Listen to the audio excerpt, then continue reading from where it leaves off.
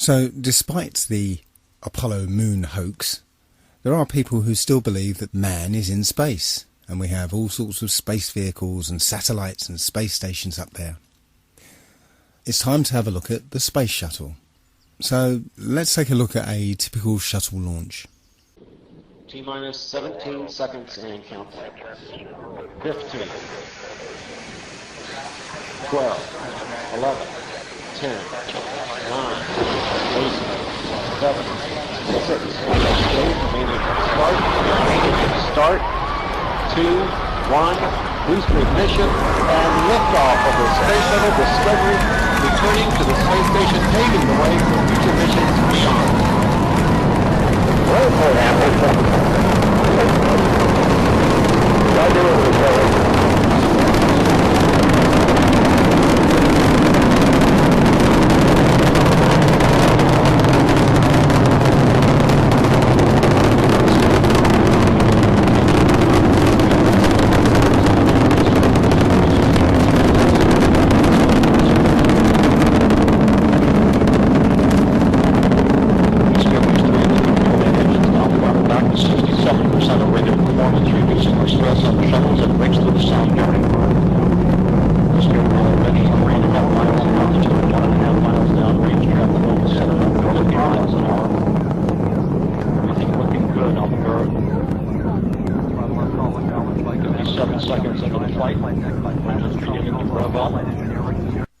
Now, I'd like to stop it there for a moment because I'd like to draw your attention to the shuttle's trajectory.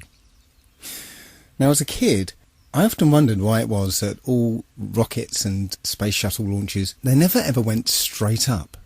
They always curved off to one side. Now, I remember being told at the time that it's because the Earth is spinning and the rocket is actually still going straight up, but from our point of view, we're just spinning away from it, so it looks curved. Well, you can't have it both ways. If that's the case, then when we jump into the air, we should land about a kilometre to the west. So you can't have it both ways. The quickest way into orbit would be straight up. Going horizontal would be the long way round. Let's continue.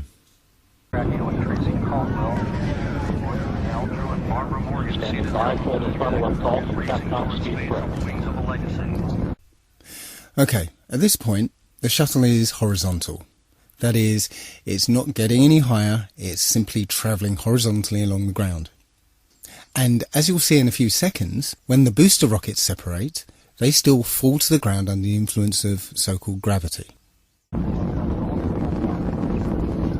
Discovery, you can go and throttle up. Roger, go and throttle up. Throttle up, Throttle down, like Commander Steve Lindsay. Expected data get to a clear shortly.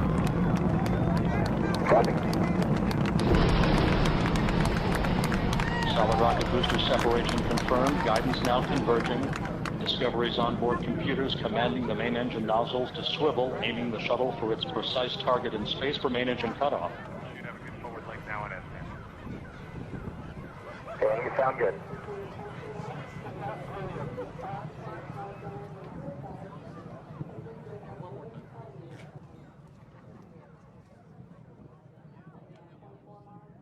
Discovery, Houston, negative return. Copy, negative return. So ground-based video ends there. Not because the shuttle's too high, but because it's too far away downrange. As I said, it's travelling horizontally at this point. So what's missing is what they call MECO, main engine cutoff. That means the shuttle no longer has any power behind it whatsoever. But after MECO is the external tank separation. As you can see from this diagram, when the tank separates, it falls back to Earth. So what's stopping the space shuttle following the same exact trajectory? Between main engine cutoff and this ohms burn, the space shuttle should follow the exact same trajectory as the external tank. But it magically does not. And conveniently, there's no video cameras to show exactly what happens. The point here is that at external tank separation, both the shuttle and the external tank are subject to this so-called force of gravity. Neither the shuttle or the external tank are in space. And yet they want us to believe that there is an orbital manoeuvring system which is capable of blasting the shuttle from this point, which is still in the Earth's atmosphere, into orbit. Well, the clue is in the name of the thing. Orbital manoeuvring system, not orbital insertion system. Where's the fuel for this? There isn't an external tank anymore, so there isn't enough fuel to blast this shuttle into orbit, even from this height. And on the subject of height, where does space actually begin? In this shot, the space shuttle is supposedly in space, because the cargo bay doors are open. But you can see the features on the ground in great detail. In fact, you'd be hard-pressed to see such detail from a passenger jet at 35,000 feet. Look, you can see roads and rivers and individual fields. Anyway, once the shuttle's completed its mission, it's now a glider.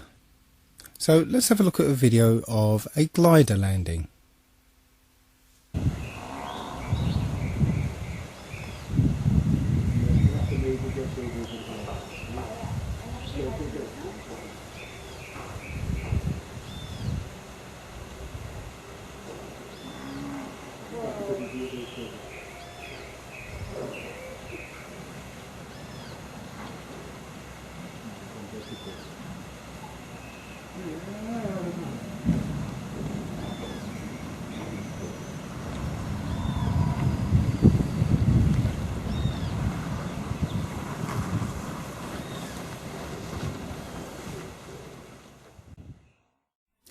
Now let's take a look at NASA's glider landing, and pay particular attention to the sound of non-existent jet engines powering down after landing.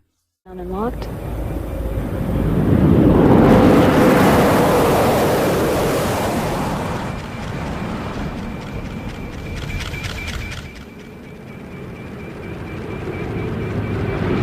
Main gear touchdown.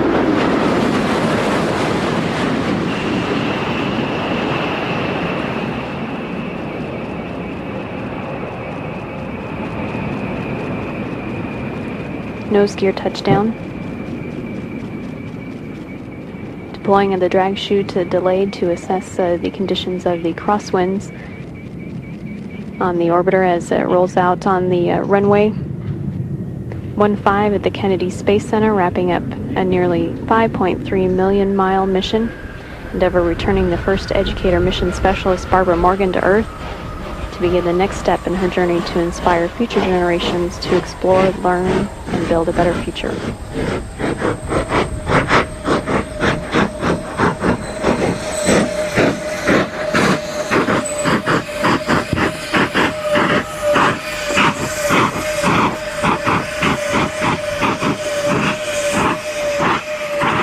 Houston, Endeavour, wheel stop.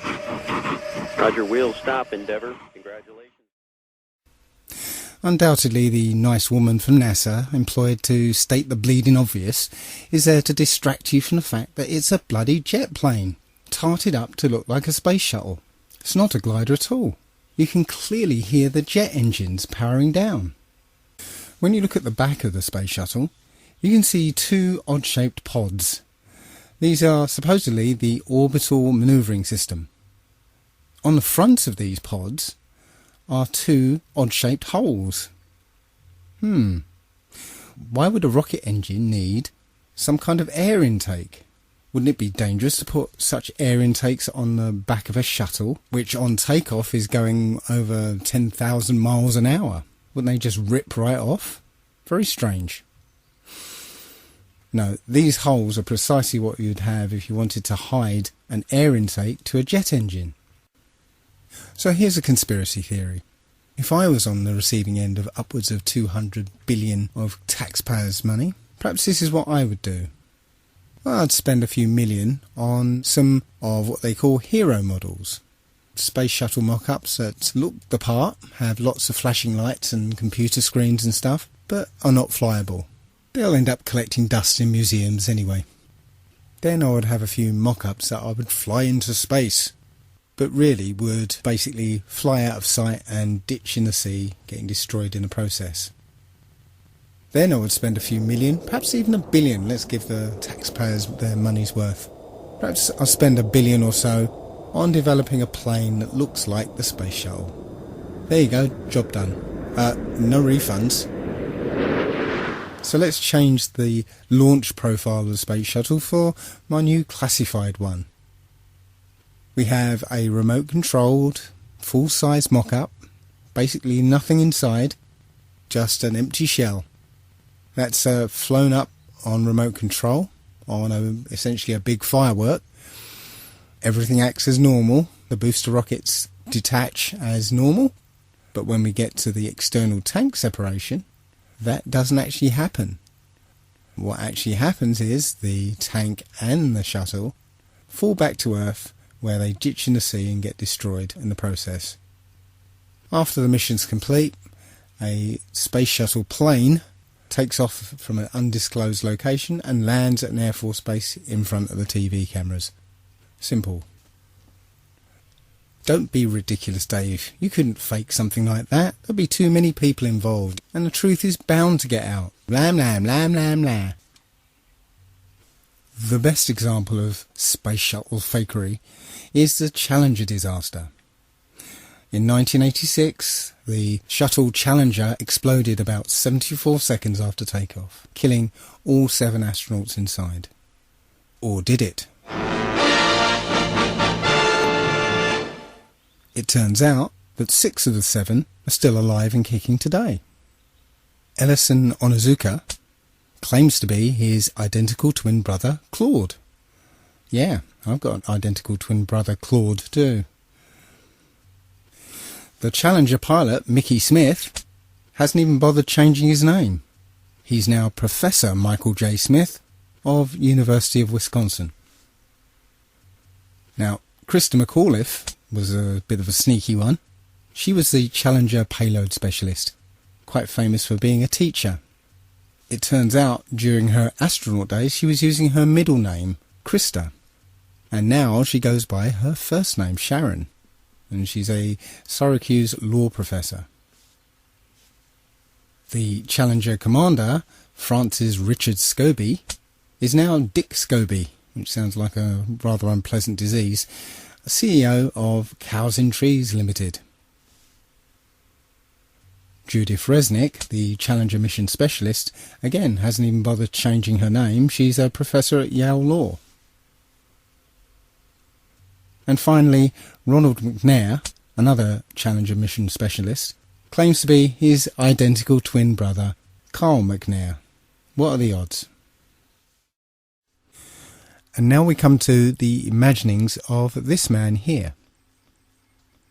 Arthur C. Clarke, Freemason and science fiction writer, came up with the concept of the telecommunications satellite. And several years later, we have thousands of telecommunications satellites supposedly spinning around the planet.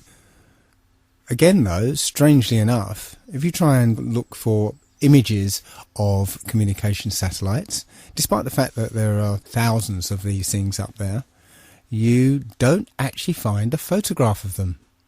Just lots and lots of CGI photoshopped images. The problem is that satellites inhabit a region of the upper atmosphere known as the thermosphere. It gets its name because the temperatures up there reach something in the order of 2,500 degrees centigrade. This is a source of some confusion.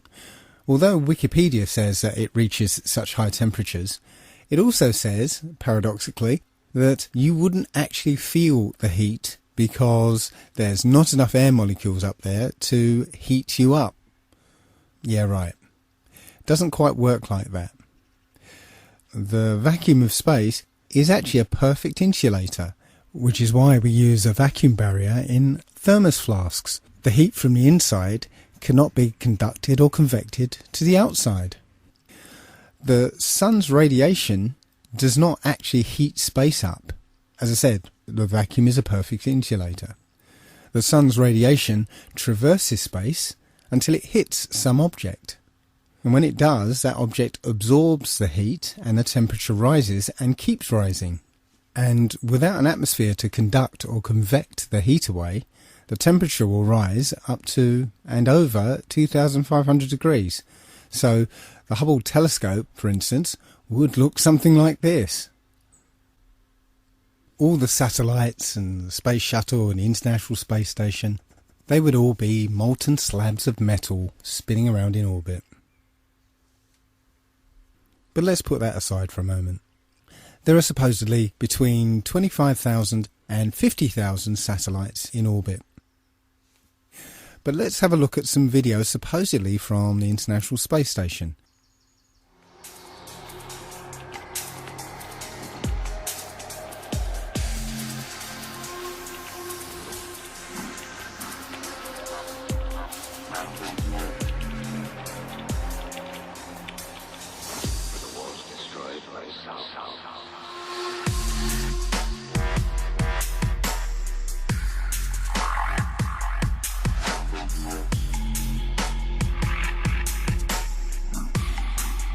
Can you see any one of these 26,000 to 50,000 satellites? I can't.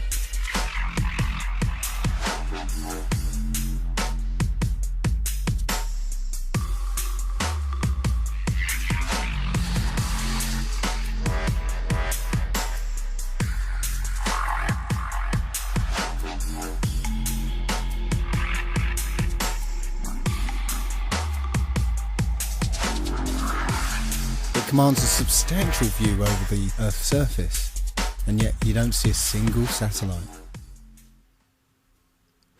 Now, I do accept that you can look up into the night sky and see what we're told are satellites. I've done it myself. I've seen bright lights moving across the sky, but I have no idea what those things are. In this video, you can see several large bright objects. However, none of them appear on any satellite tracking applications. When you look up at a jet airliner flying at 35,000 feet, you can only see it as a small dot. So how is it if something the size of a jumbo jet is rendered as a small dot at about 5 to 7 miles up, that you can see a satellite which is the size of between a car and a school bus at 100 miles away? You just wouldn't see it. At about this point, somebody's bound to say, what about the global positioning system? How would that work without satellites? Well, as it happens, the technology has actually been around since World War II. There are actually two systems, one called LORAN and another called DECA. Those were navigation systems based on radio triangulation. Now, the GPS systems that we're used to now are basically the same systems, just improved with a new computer interface. Similarly, the international telephone traffic that's supposedly handled by satellites are handled by undersea fibre optic cables. Shortwave radio can also span large distances and also be bounced off the ionosphere.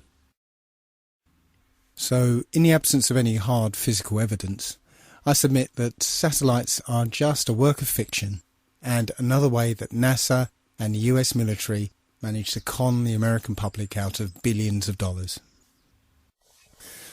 So let's turn our attention to the International Space Station.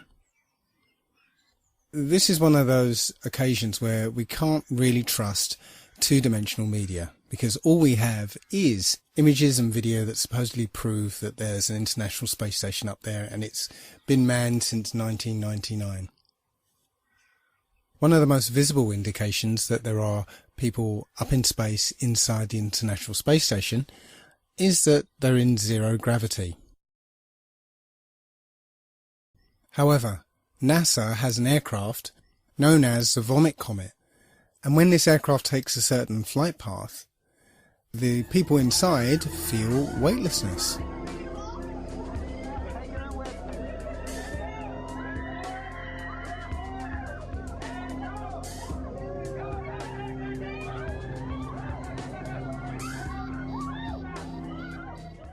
So it's almost certain that NASA has an aircraft fitted out to look like the International Space Station's interior. Now take a look at this. Hello, Katie. Notice how suddenly as she starts to wave, she floats out of control. This is so cool, isn't it? Hey, Katie, I want to welcome ask aboard you a the space question. station. This is Leah.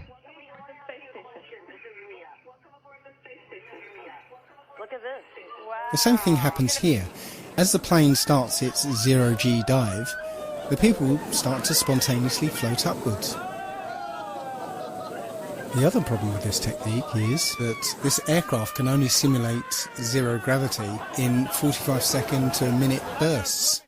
So NASA employs many little tricks here to simulate weightlessness. None of their footage is live, it's all pre-recorded and edited, so plenty of scope there to use some of the cinematic tricks that we're used to, like harnesses and wires that are edited out later with CGI. But here we can see one of the tricks they use to maintain continuity between periods of weightlessness. Take a look at this woman's hair. Doesn't it look a bit strange to you? Look how it seems to spring back into place. We're led to believe that this is an effect of weightlessness, that the hair will just sort of float around. But it doesn't quite seem natural, does it? Here's video from the Vomit Comet again. Watch the way this woman's hair flows as she moves.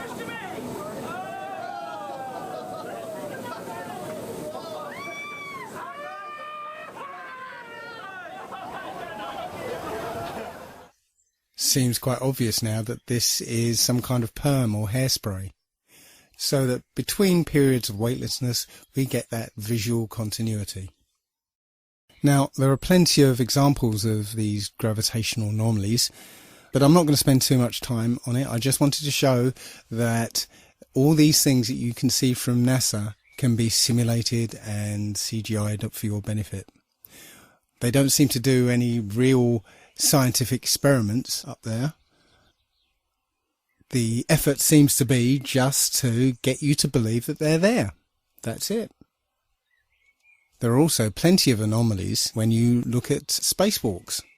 For footage of spacewalks on the exterior of the International Space Station, NASA will freely admit they have a huge swimming pool called the Neutral Buoyancy Lab, where they train their astronauts, and within this huge swimming pool they have a mock-up of the exterior of the International Space Station. I'm going to show you a video from a YouTuber called Jungle Surfer, who's done the best expose of spacewalking anomalies. Another aspect of the illusion of space travel is spacewalks. These are faked inside a swimming pool. It's a custom-built swimming pool, and that's a great way to fake zero gravity. About 6 months ago, in 2013, a gallon of water leaked into one of their spacesuits in a matter of seconds. NASA doesn't really have a proper explanation for how on earth this could have happened. There shouldn't be water leaking into someone's helmet and a person almost drowning in space. How can you drown in space? They now wear snorkels to make sure that they don't drown in space. How can this be happening? A snorkel in space? There could be some water in the porous plate sublimator. When they were on the moon, they supposedly had about a gallon of water, but that cooling system is supposed to be well away from their head. There really is no sane explanation for why a gallon of water would leak into someone's spacesuit, unless you realize the whole thing is faked inside a swimming pool. In this scene, you can see the Chinese spacewalk, and you can see a bubble coming up from the guy's suit. How do you have a bubble in space? Space is supposed to be a vacuum, not a swimming pool. But it's obviously just a swimming pool filled with water. Obviously, there would be some equipment that they could only fix from the outside, but a lot of these spacewalks, it seems like equipment they easily could have configured to be accessible from the inside of the International Space Station. It seems more like an excuse to get out and show their other space trick, which is the faking of spacewalks in a swimming pool. In this vid, you catch a glimpse of someone wearing a scuba tank. Scuba tanks in space? Snorkels and scuba tanks in space? They act like a spacewalk is just a walk in the park, like there's very little danger involved at all. They're looking through the spacesuits. Oh, here's a spacesuit. We're going to go for a spacewalk. As if there's no danger at all. Like they don't care. They don't care. They don't act like they're in a life-threatening situation, like they could die at any second, even though they can. So you would think to preserve their life they would want to minimize the amount of spacewalking that they did. But there seems to be an abundance of equipment on the outside of the International Space Station that constantly requires repairing, which makes for a good TV spectacle and is inspired by movies like Sandra Bullock's Gravity. And after Gravity came out, they of course had to do another spacewalk to fix some emergency, some piece of equipment that their lives depend on that amazingly they can fix every time. But you know what? Thanks to the genius of the engineers at NASA, they employ snorkels in space now, so that should stop them from drowning. Finally, I'm going to leave the last word to one of the astronauts themselves, when he made a tiny little slip-up during a question and answer session. Take note of his body language after he makes his mistake. Hello, my name is Bailey. This question is for Chris. What was high school like for you?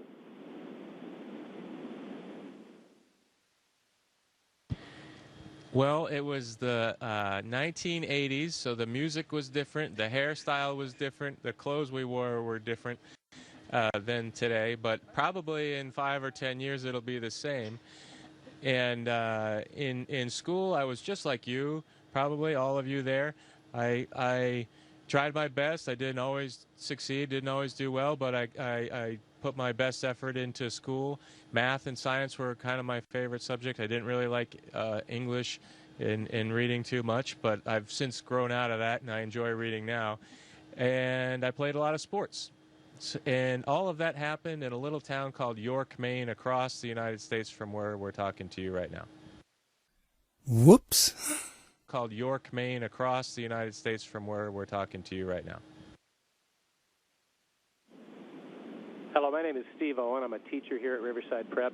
I'd like to ask you about the stress associated with the long periods in the space station. I'd like to ask Karen, what is the training that you get to cope with that stress and related psychological issues?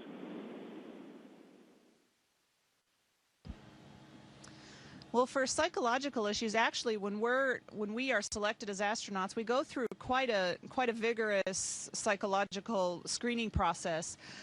You certainly don't want somebody who comes up here and has a breakdown or is claustrophobic. But also, we have, well, like Chris's background as a Navy SEAL and Luca's background as a test pilot clearly prepare them for high-stress situations.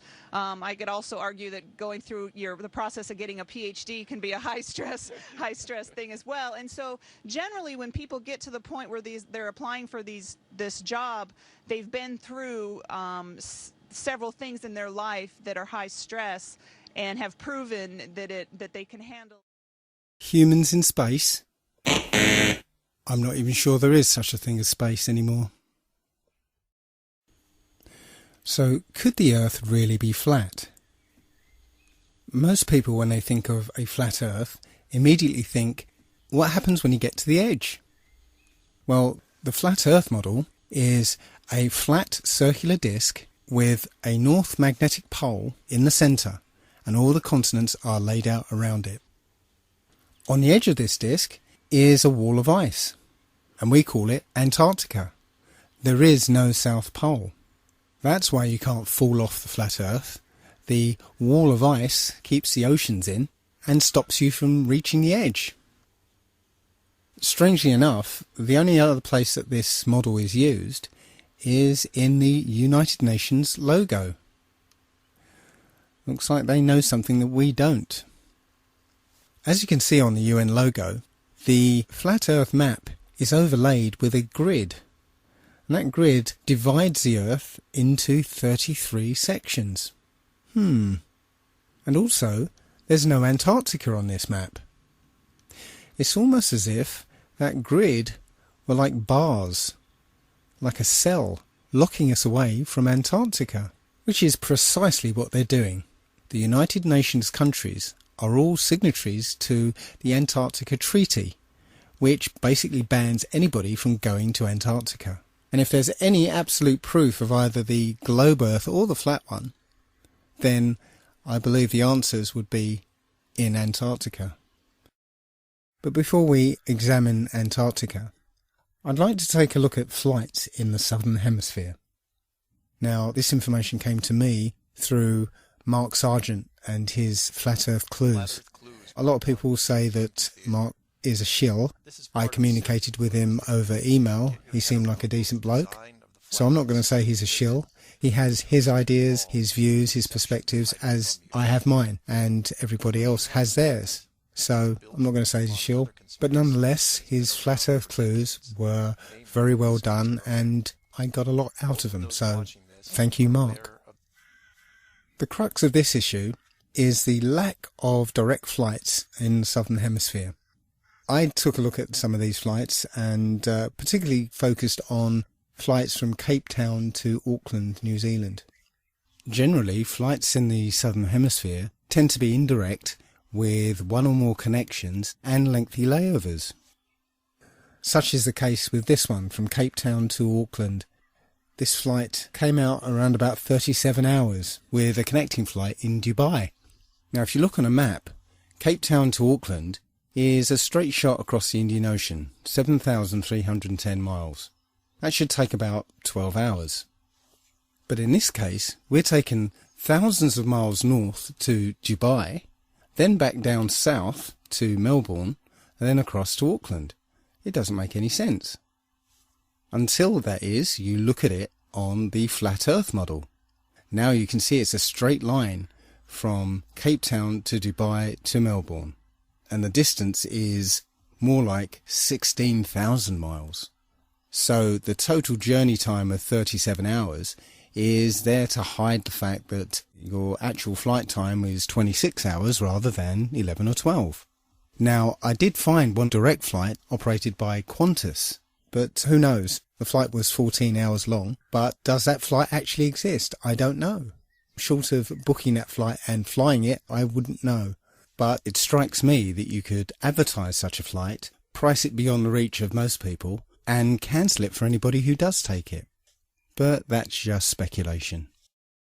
Now, the GPS system would obviously show up any anomalies in the flight plan, but it seems they've found a very simple way of getting around that problem, and that is switching off GPS tracking for all flights in the Southern Hemisphere. Now, this is an image from Flight Tracker, and you can see straight off that in the Northern Hemisphere you'll see planes over the ocean, but there are none in the Southern Hemisphere. Now, I spent some time looking at it on flighttracker.com, and I actually verified this information, but I couldn't capture the data on my computer. So here's a video of planes disappearing and reappearing off the tracking systems. So hey guys, I'm on planefinder.net. I'm tracking airplanes in the Southern Hemisphere, trying to do some research to verify or debunk this flat Earth guy. And what he said is that airplanes disappear in the South Atlantic near the, in the Southern Hemisphere when they fly over oceans. And it's true. I was tracking a British Airways flight from Buenos Aires to London. And I was tracking, and then it disappeared. And then I clicked on this plane right here, Qatar. See how the flight path, like when you click on the plane, the flight path appears or disappears, right? So I clicked on this plane looking for my British Airways flight, and I found this flight, and look, see how the flight path just starts in the middle of nowhere right here?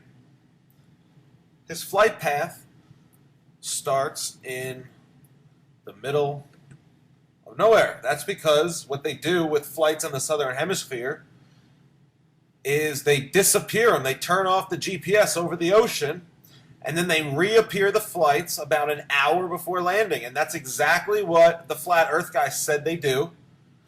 And that's exactly what they're doing. This guy's going to Rome. Okay. So this is a pretty good flight to track because he's going all the way to Europe. So I just clicked on this flight, same thing. This guy, we should have saw him before when we were tracking the other plane and when we were tracking this plane that's heading to Rome. But this guy, when we were tracking the plane headed to Rome, he wasn't even on the map. He's coming from Abu Dhabi. It's in the Middle East. He's been in the air for what, 12, 13, 14, 15 hours? He's been in the air for 7,000 miles, and we're just picking him up right here. We're just picking him up in the middle of nowhere. Look, they disappeared the flight over the entire ocean, and they're reappearing it for landing about an hour before landing. Think about it. He's got 500 miles to go. It's about an hour before landing, just like the Flat Earth guy said. I mean, take a look at what this guy's flight path should look like on a Flat Earth model. This stuff's crazy. You have to look into this for yourselves. Don't pretend like you know everything, because you only know what you've been taught, and we know that the stuff we've been taught was a bunch of bullshit. So we need to question everything. Question everything, but don't believe everything. Question everything. There's a big difference. Now, I know a lot of this evidence seems circumstantial, but there are many flights in the southern hemisphere that have stopovers in seemingly nonsensical places that only make sense on a flat Earth. Santiago, Chile to Auckland, for instance, stops over in Los Angeles. Nonsensical on a globe makes perfect sense on a flat Earth. And the only way to verify these flight paths just happens to be switched off for all southern hemisphere flights. Circumstantial, I'll grant you, but compelling nonetheless. So let's take a close look at Antarctica. The first thing you'd encounter when you reached Antarctica would be a 200-foot wall of ice, followed by 300 miles of Antarctic desert. No life, no vegetation, and temperatures that drop to minus 100 degrees centigrade. And if you manage to survive that, then you encounter a mountain range 2 miles high. Those mountains are called the Rockefeller Mountains, and at the top is the Rockefeller Plateau. Interesting. And beyond that, nobody knows what's there. Apart from maybe one man, Richard E. Byrd. Admiral Byrd led 3 expeditions down to Antarctica. Now, the last 2 weren't just expeditions, they were military operations. Operation High Jump and Operation Deep Freeze. And here's Admiral Byrd explaining what he found down there. Admiral Byrd, our guest tonight, is not only our greatest living explorer, but he's been an inspiration to countless Americans. Admiral Byrd, you've been to both the North Pole and the South Pole. Is there any unexplored land left on this Earth? Yes, there is. But strangely enough, there's left in the world today an area as big as the United States that's never been seen by a human being. And that's beyond the pole on the other side of the South Pole from Middle America. And I think it's quite astonishing that there should be an area as big as that unexplored. This is a tremendous So challenge. there's a lot of adventure left down at the bottom of the world. Why this interest in the bottom of the world? Nobody living down there, is there? It happens to be an untouched reservoir of natural resources. What are they? What are the natural resources there? Well, we've found enough of coal within 180 miles of the South Pole in a great ridge of mountains. It's not covered with snow, enough to supply the whole world for quite a while. Well, that's the coal. Now, there's evidence of many other minerals. We are pretty sure there's oil. Now, that coal shows the bottom of the world. Now, by far the coldest spot in the world. Where that coal is gets 100 below zero in the winter. Well, it was once tropical. So we think there's oil there, and there's evidence, probably uranium there. As I said, it's the most peaceful place in the world, but I don't think it will be for long because of this intense interest on the part of other nations and this nation. So I'm willing to say to you that there will be a number of expeditions that will follow, I think, year after year. Immediately after Admiral Byrd's last expedition, the Antarctic Treaty was signed and nobody was allowed to go there. Bearing in mind all the mineral resources, unlimited coal, unlimited oil, uranium, and an entire continent the size of North America lying unexplored. Now, we're talking about countries who burn down rainforests without batting an eyelid, or put up drilling rigs at the merest sniff of oil, or destroy pristine countryside to build fracking wells. Do you think for one moment any of these countries or corporations will leave all that untapped wealth unexploited? Something doesn't ring true. Now, I don't know for sure that we live on a flat earth, but I do know that we're not clinging onto the surface of a ball. And now let's look at the how and why. How have they managed to pull this off? Well, indoctrination since childhood. There's pretty much a globe in every classroom, and it's just a given that the world is a sphere. Even our language reflects it. Global finance and around the globe. And when we're taught things in childhood and everything we look at supports that view, then we rarely go back and re-examine it.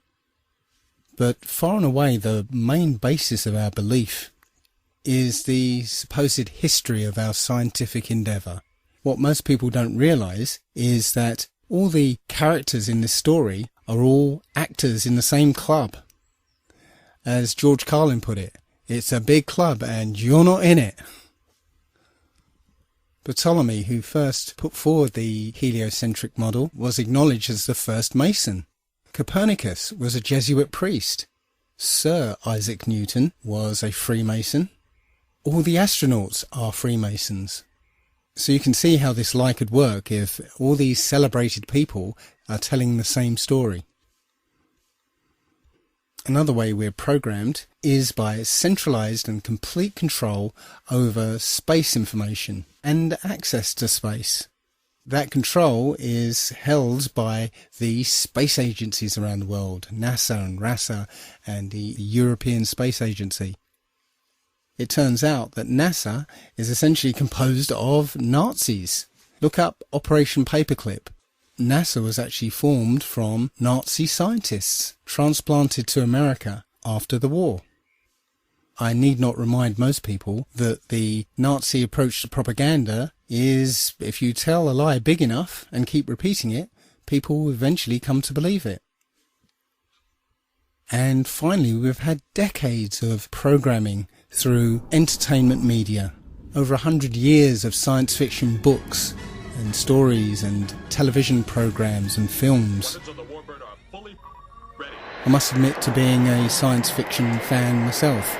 I grew up watching Star Trek, Star Wars, Babylon 5, Battlestar Galactica, watching films like 2001, 2010.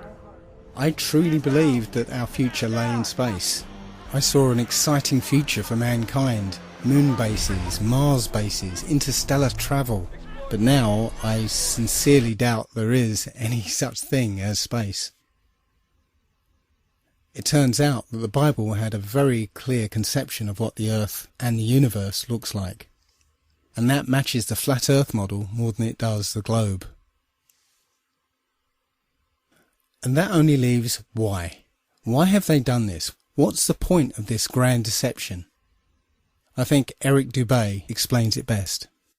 Right. Yeah, I mean, our eyes and experience tell us the Earth is flat and motionless, and everything in the sky revolves around us.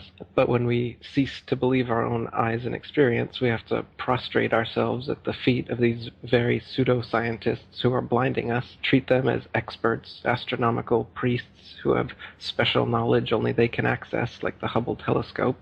So by brainwashing us of something so gigantic and fundamental, it actually makes every other kind of lesser indoctrination a piece of cake. Earth being the flat, fixed center of the universe around which everything in the heavens revolves gives a special importance and significance not only to Earth, but to us humans, the most intelligent among the intelligent designers' designs. By turning Earth into a spinning ball thrown around the sun and shot through infinite space from a godless Big Bang, they turn humanity into a random, meaningless, purposeless accident of a blind, dumb universe. So it's like trauma-based mind control, beating the divinity out of us with their mental manipulations. People are always asking, why do they do this? Other than the obvious profit margin motive, NASA being the biggest black budget black hole in existence, sucking in over $30 billion taxpayer money for the fake moon landings alone. Nowadays, hundreds of billions of dollars, and not just NASA, but RASA and all the other fake space organizations around the world giving CGI images for hundreds of billions of dollars. So this modern atheist Big Bang heliocentric globe Earth chance evolution paradigm spiritually controls humanity by removing God or any sort of intelligent design and replaces purposeful divine creation with haphazard random cosmic coincidence. And so by removing Earth from the motionless center of the universe, these Masons have moved us physically and metaphysically from a place of supreme importance to one of complete nihilistic indifference. If the Earth is the center of the universe, then the ideas of God, creation, and a purpose for human existence are resplendent. But if the Earth is just one of billions of planets revolving around billions of stars and billions of galaxies, then the ideas of God, creation, and a specific purpose for Earth and human existence become highly implausible. So by surreptitiously indoctrinating us into their scientific materialist sun worship, not only do we lose faith in anything beyond the material, we gain absolute faith in materiality, superficiality, status, selfishness, hedonism, and consumerism. If there's no God and everyone's just an accident, then all that really matters is me, me, me. So they've turned Madonna and the Mother of God into the material girl living in a material world. Their rich, powerful corporations with their slick sun cult logos sell us idols to worship, slowly taking over the world while we tacitly believe their science, vote for their politicians, buy their products, listen to their music, watch their movies, all sacrificing our souls at the altar of materialism. It's a big deception. I'd say it's the biggest cover-up and conspiracy in history. We've been completely deluded for 500 years. So there you have it. There are a great many other points I could have raised, and I've barely scratched the surface. But if any of these points are true, then we have to abandon the model we've accepted thus far. Now, I don't know for sure that the Earth is flat, but I've seen enough evidence to make me strongly feel that that is the case. And moreover, my spidey sense, my intuition, tells me that this is true. I don't know what's beyond Antarctica. It could be a dome. It could be an infinite flat plane. It could even be just more Earth. More Earth than we realise, just as Admiral Byrd found. There are many who think that ultimately this is unimportant and just a distraction. But I see this as one of the most important revelations we could ever have. If this is the case, if this flat Earth is our universe, then it elevates man and this Earth to supreme importance, where every life, human or otherwise, is significant and sacred. And when we all realise that, then the world, the universe, changes. So I'd like to finish this the same way as Mark Sargent does. Do your own research and feel free to contact me. I'm Dave at allegedlydave.com.